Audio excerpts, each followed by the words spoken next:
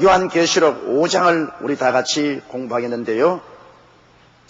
요한계시록 3장으로 지상교회는 끝나고 하늘문이 열리고 하나님께서 이리 올라오라 하셔서 성도들이 모두 다 하늘로 올라가시죠. 성령 바람 타고 하늘로 올라가서 제5장은 하늘 예배 장면이 나옵니다. 하늘에 올라가자마자 황금 보석집 12진주문 그런 것 보는 것이 아닙니다. 제일 먼저 본 것이 아버지의 보좌를 보았습니다. 아버지의 보좌, 벽옥같이 거룩한 아버지, 홍색 심판 정의를 가지고 세계를 다스리는 우리 아버지를 보고 그 뒤에 있는 이제는 영원히 우리를 살려줄 녹색 무지개를 보았습니다. 평안하고 하나님이 생명으로 우리에게 넘치게 채워줄 언약을 보고 그 앞에 유리바다가 있는 것을 보았습니다. 세상 풍랑 다 끝나고 이제는 영원한 고요와 평안이 있는 그 모습을 보고 거기에서 구약 12사도와 신약 구약 12지파와 신약 12사도 24장로가 금면류관을 쓰고 신성한 품을 입고 보좌 주위에 있다가 하나님께 엎드려 금면류관을 내어 던지고 경배하고 예배하고 찬미하는 그 천국 예배 장면이 나왔습니다. 이거는 여러분과 제가 주님의 부르심을 받고 공중에 들려 올라가면 제일 먼저 하는 장면이겠습니다. 야훼 하나님을 예배합니다. 그 다음에 이제 오늘 공부할 이 5장은 땅 무르기입니다. 이제 여러분 이 지구는 원래 하나님께서 아담과 하와에게 주신 것인데 아담과 하와가 마귀에게 넘겨주었습니다. 원래 하나님의 법칙은 땅은 영원히 팔지 않습니다. 땅은 하나님의 것입니다. 절대로 하나님의 것입니다. 하나님께서 일시적으로 사람들에게 빌려준 것입니다. 그러므로 이 빌려준 땅을 아담과 하와가 마귀에게 넘겨주었습니다.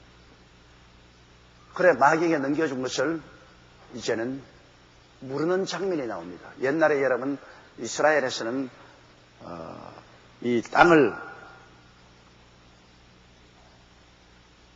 팔잖아요. 그럼 예를 들어 말하면 제가 가난해서 땅을 팔아버렸습니다. 그리고 내가 도저히 힘이 없어서 그 땅을 도로 회복하지 못하면 내게 제일 가까운 친척인 내 부모나 내 형제나 내 자녀가 땅을 물을 권리가 있습니다. 요새 우리 한국 같은데 뭐 땅 팔아버렸으면 그 가족이 와서 땅 도로 내놓아라, 도로 내게 팔아라 그럴 권리가 없지만은 유대 나라에서는 하나님의 법에 의해서 땅은 하나님의 것이기 때문에 물을 권한이 있습니다. 그러면 이스라엘은 50년을 희년으로 잡아서 50년이 되면은 모든 땅과 집 다 도로 본인에게 돌려줍니다. 그러므로 사람이 소유할 수 있는 기간은 50년밖에 안 됩니다. 50년이 차면은 다 본인에게 돌려줘야 돼요. 그런데 그 50년이 차가는 그 횟수의 차별을 가지고 다시 말하면 50년에서 뭐 15년이 남았다든지 20년이 남았다든지 30년이 남았다든지 그 남은 횟수를 따라서 그 땅의 값을 지불하는 것입니다. 그러면 내가 팔아먹었는데 내가 도로 회복할 권한이 없으면 내 동생이 와서 그 땅 주인에게 말할 권리가 있습니다. 이 땅은 우리 형님의 것인데 우리 형님이 팔아먹고 도저히 회복할 힘이 없다. 그러므로 내가 이 땅을 물겠다 그러면 물러줘야 됩니다. 별 도리 없이 그건 하나님 법칙입니다.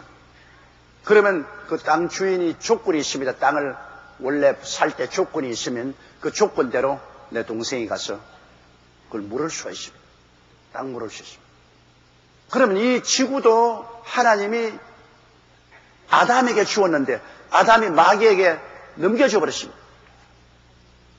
그러므로 이제 마귀가 가지고 있는 이 땅을 물을 수가 있습니다.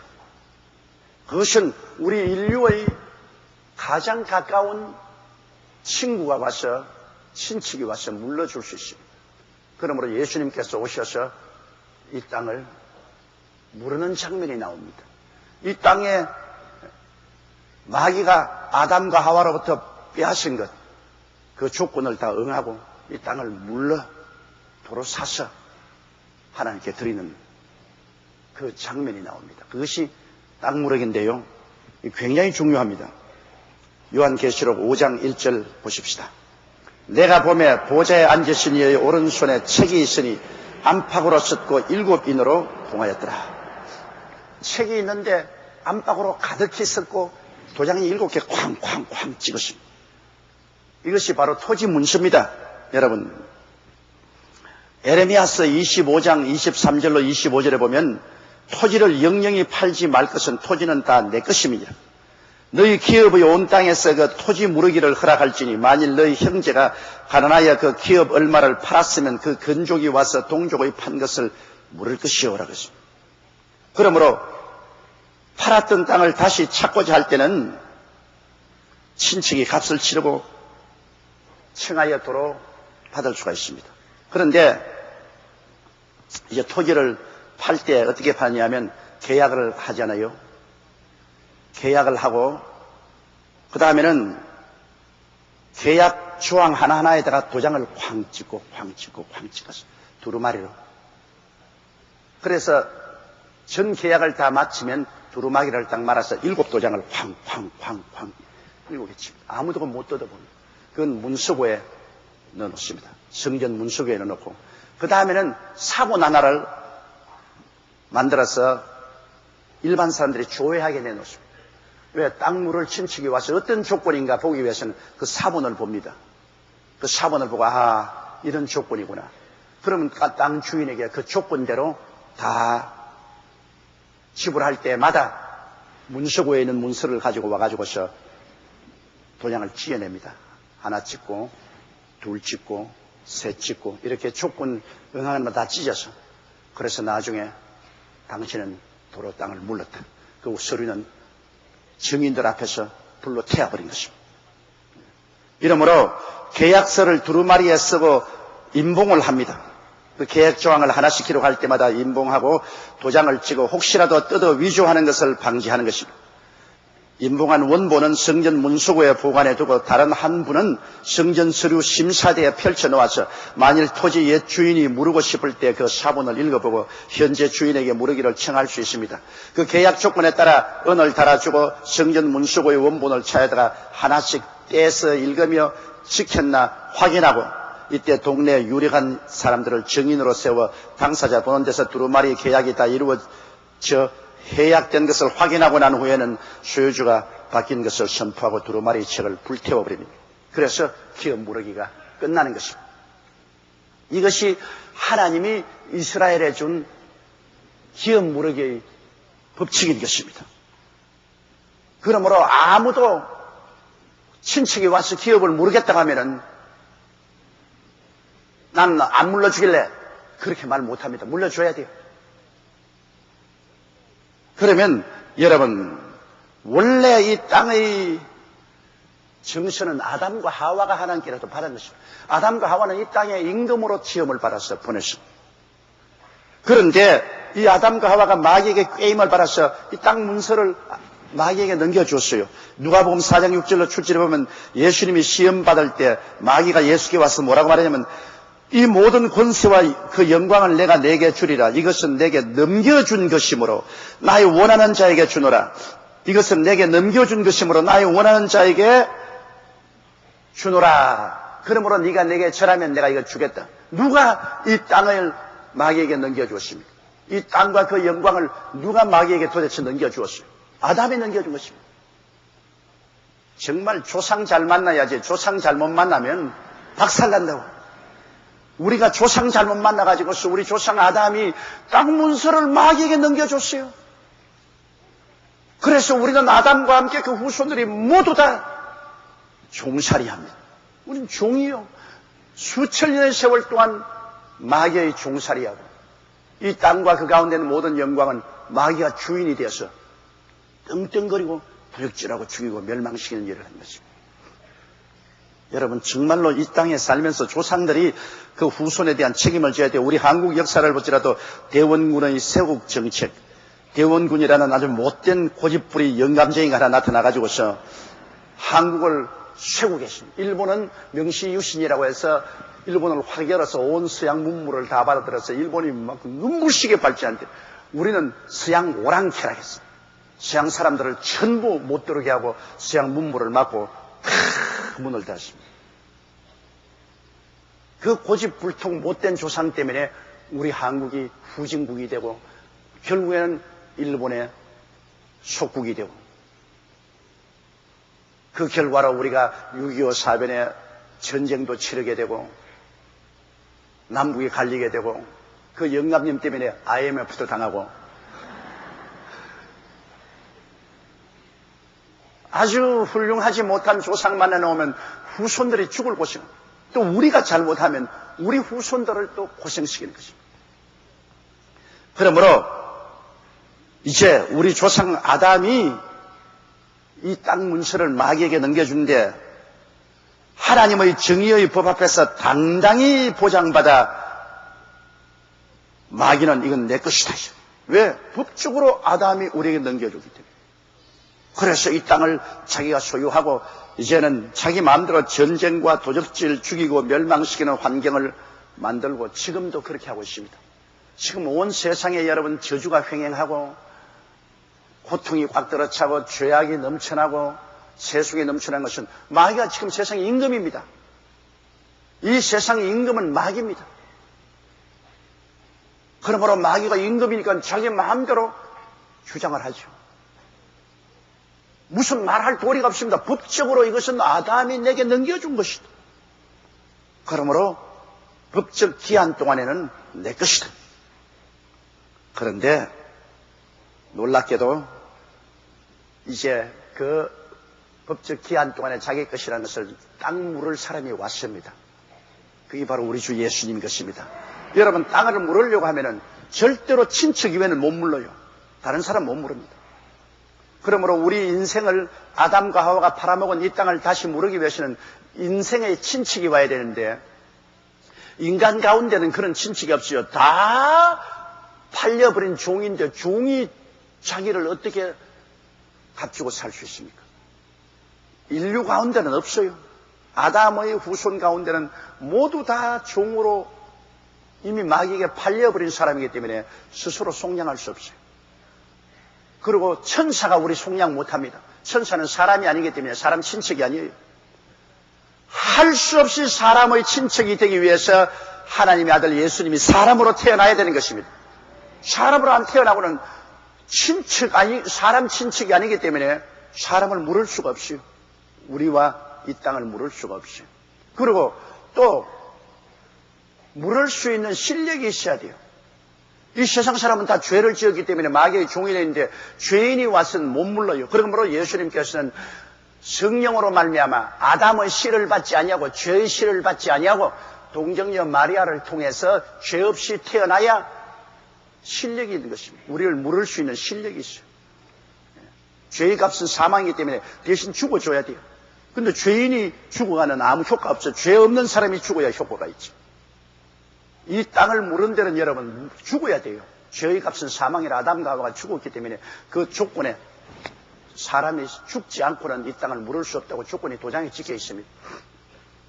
그러므로 할 수 없이 예수님께서 죄 없이 태어나야 죽어야 그 피로서 이 세상을 속량할 수 있으므로 그는 아담의 씨를 받지 아니하고 성령으로 말미암아 동정녀에서 태어났습니다. 그리고 그 다음 또 물어주기를 소원해야 됩니다. 아무리 친척이라도 나 안 물겠다 하면 말이죠. 옛날 이스라엘에서 난 안 물겠다 하면 신발을 벗어 던져야 됩니다. 신발을 벗어 던지면 그 팔아먹은 친척이 자기 친척이 안 물어주겠다고 신발을 벗어서 던지면 얼굴에다가 침을 택 하고 뱉어버립니다. 그러면 이스라엘 민족들 가운데 신발 벗기운 자란 이름을 가지게 되며 버림받은 사람이 됩니다. 내가 능히 물러줄 수 있는 힘이 있는데도 불구하고 내 친척의 땅이나 그 몸을 물러주지 아니하면 많은 증인들 앞에서 나는 못 물겠다고 신발을 벗어가지고 던져줘야 돼요. 그럼 신발을 벗으면 그 집에 있는 과부나 친척이나 와가지고 얼굴에 침을 모든 사람 앞에서 태 하고 받대요. 그러면 침을 닦고 난 다음에 이제는 이스라엘 백성들 가운데 신발 벗기운 자가 되어가지고서 아유, 사람 버린 사람 되고 말해요. 인간 취급을 못 받아요. 그러므로 물어주기를 원해야 됩니다. 그런데 예수님은 우리를 물어주기를 간절히 원했습니다. 그러므로 여러분, 예수님이 왜 이 땅에 와야 되는가, 그 이유가 여기에 분명히 있습니다. 아담과 하와가 팔아먹은 이 땅을 도로 물기 위해서 인간의 친척이 되어야 되기 때문에 인간으로 오셨고, 또 동정녀로 태어난 것은 죄인은 여러분 땅을 물을 수 없으니까 의인으로 태어나기 위해서 아담의 씨를 안 받기 위해서 동정녀의 몸에 성령으로 태어나셨고, 그 다음에 예수님이 십자가에 올라간 것은 자원에서 올라간 것입니다. 할 수 없이 올라간 것이 아니라 스스로 자원에서 자기 몸을 죽음에 넘겨줌으로 그 대가를 지불하고 우리 땅과 인생을 사준 것입니다. 이러므로 예수 그리스도의 구원 이외에 무슨 공자나 맹자나 무슨 석가나 마호메토나 종교 그런 것 가지고서 인류를 구원할 수 없습니다. 그것은 좋은 것이죠. 그 자체는 종교로서 사람들을 착하게 만들려고 하는 것이긴 좋은 것이지만은, 여러분, 우리 구원이라는 것은 그런 착한 행실이나 좋은 행동이나 그런 정도로 가지고서 구원할 문제가 아닙니다. 이거야말로 그냥 팔아먹어버린 거예요. 팔아먹은 건 도로 값주고 사야지, 팔아먹은 건 좋은 행실한다고 여러분 돌아옵니까? 여러분 집 팔아먹고 난 다음에 여러분 좋은 행실한다고 집이 돌아옵니까? 안 돌아오지요. 값을 줘야 도로 살 수 있지. 내가 집 팔아먹고 난 다음 좋은 행실한다고 집이 내게 돌아올 택이 있나요? 그럼 모든 종교는 착하게 살아라, 좋게 살아라, 올바르게 살아라. 그런데 그렇게 한다고 팔아먹은 게 돌아오나요? 땅도 팔아먹고 몸도 팔아먹고 영혼도 팔아먹었는데 도로 사야죠. 그렇기 때문에 천하 인간에게 구원받을 만한 다른 종교가 없는 것이 여기에 있습니다. 오직 예수님만이 구원을 할 수가 있어요. 그분은 인간의 친척으로 하나님이 오셨고, 그리고 그분은 죄 없이 태어나셨고, 그분은 차원에서 십자가에 올라가서 몸을 찢고 피를 흘려서 값을 지불했습니다. 팔아먹은 값을 친히 지불했다고 가르친 거 아니에요. 그러니 예수 이외에는 구원받을 자가 없는데, 다른 쓸데없는 종교나 우상에 절하는 거 보면 정말 답답해 견딜 수가 없어요. 사람이 종기에도 깨닫지 못하면 멸망하는 짐승과 같다고 했습니다. 여러분은 다행히 깨닫게 되었는데, 내가 보면 희한해. 어떻게 깨달았는지 알 수가 없어. 가만 보면 별로 잘나지도 않았는데, 그런데도 깨달았단 말이야. 깨닫지 못하면 하나님이 아무리 좋은 은혜를 주셔도 소용이 없어. 구원받는 길은 우리를 위해서 값을 주신 예수 그리스도를 구주로 모시는 것 이외에는 절대로 없습니다. 어떤 종교도 날고 뛰는 인간의 이론도 철학도 우리 못 구원해요. 예수님 이외에는 구원 못합니다.